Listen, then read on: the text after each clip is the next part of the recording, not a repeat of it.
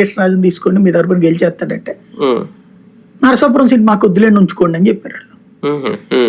వచ్చినటువంటి గజేంద్ర సింగ్ షెకావత్, ఇదే ఆయన పేరు ఇదే కదా షెకావత్. ఆ షెకావత్ కి తెలుగు కూడా వచ్చు. ఆయన చాలా స్పష్టంగా రఘురామకృష్ణరాజు అంటే మీ అభ్యర్థి మా పార్టీ తరపున అయ్యేటట్టయితే ఆ సీట్ మీరు అట్టు పెట్టుకోండి, మాకు అక్కర్లేదు, మాకు ఈ సీట్లు ఇవ్వండి అని చెప్పేశాడు ఆయన. అప్పుడు చంద్రబాబు గారు ఏమన్నా శుభ్రంగా నరసాపురం తెలుగు ఎండోర్పై సీట్ తీసుకుని చేసుకోవచ్చుగా, ఎందుకు చేయలే? కాబట్టి ఏముంటాయి ఇక్కడ వింతలు. ఈ పంపకాల తర్వాత ఓకే భారతీయ జనతా పార్టీలో పెద్దగా అయితే ఏమి రాలేదు, యాజిటేషన్ రోడ్ ఎక్కి ధర్నాలు చేసి ఆయన ఏదో అన్నట్టున్నారు అంతే, స్వామీజీ పరిపూర్ణానంద ఇది కరెక్ట్ కాదు, ధర్మం సరిగ్గా లేదు ఇందులో, అది ఇది అని. కానీ టీడీపీ జనసేనలో మాత్రం ఒక రేంజ్ లో యాజిటేషన్స్, సుగుణమ్మ గారు ఏడ్ చేయడం కానీ ఇక్కడ ఈయన కానీ ఇదంతా.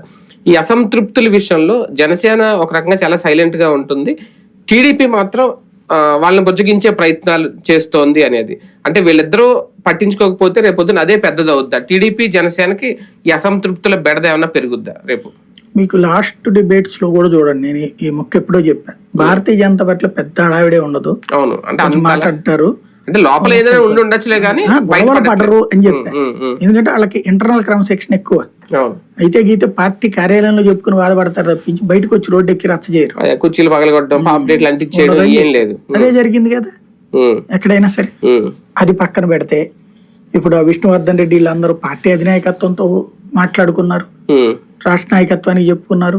అట్లాగే అతను రోషన్న కారణంగా నష్టపోయిన సురేష్ అక్కడికి వెళ్ళి చెప్పుకున్నాడు. అంతే తప్పించి ఎవరు కూడా వేరే కాన్సెప్ట్ లేదు. ఇకపోతే